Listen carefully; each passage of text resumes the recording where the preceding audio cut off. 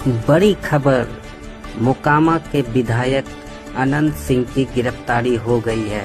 जी हां, मोकामा के विधायक अनंत सिंह को गिरफ्तार कर लिया गया है। अवगत है कि 30 तारीख को एक गंभीर घटना घटी थी और जो दुर्भाग्यपूर्ण था कि सही घटना नहीं होनी चाहिए थी। इस घटना में जो तारतर गांव है उसके समीप में दो पक्षों जो प्रत्याशी थे उन दोनों के काफिला आ रहा था और उन दोनों के बीच पक्षों में झड़प हुई और झड़प में पथराव हुआ, लोग घायल हुए और उसके बाद एक शव बरामद हुआ।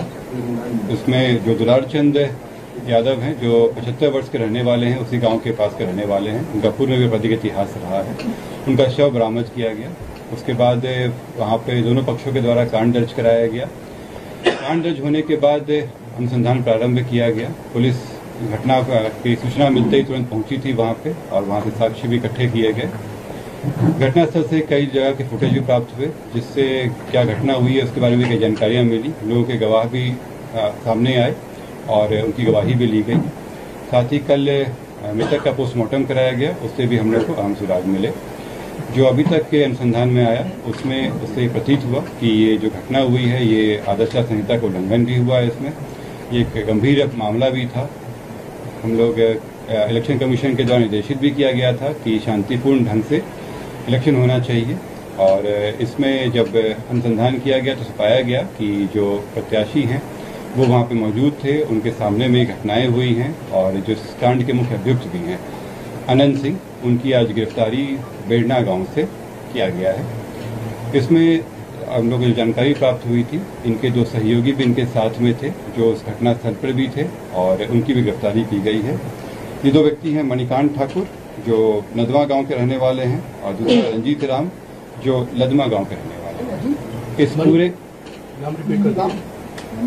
इस पूरे मामले में 3 लोगों की गिरफ्तारी हुई है। जो प्रत्याशी हैं अनंत सिंह, उनकी गिरफ्तारी हुई है।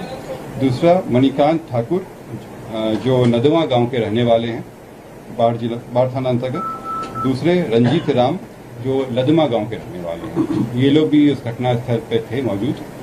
इन तीनों की गिरफ्तारी की गई है। इन तीनों को आगे मजिस्ट्रेट के सामने प्रस्तुत कराया जाएगा और आगे विधि सम्मत कार्रवाई की जाएगी। बात जानना चाहते हैं कि पोस्टमार्टम रिपोर्ट में गोली लगने की बात हुई थी, कौन सा आर्म यूज किया गया? आप लोगों को ये पता लगा गोली चली है तो कौन से बंदूक से चली है? इसमें जो पोस्टमार्टम रिपोर्ट आया है उस रिपोर्ट में दिया गया है कि उनके जो मृत्यु का कारण बताया गया है उसमें बताया गया है कि जो शॉक लगा है उनको हार्ड और ब्लंट सब्सटेंस के साथ जो उनके हृदय और फेफड़ों में जो चोट आई है।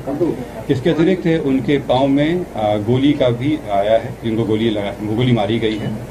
इस दोनों चीज़ों से स्पष्ट होता है कि ये हत्या का मामला है और चूंकि घटनास्थल पर कई लोग मौजूद थे, वहाँ के लोगों के बयान वगैरह से ये स्पष्ट हो रहा है, तो इस कारण इसमें गिरफ्तारी। गोली बरामद हुई?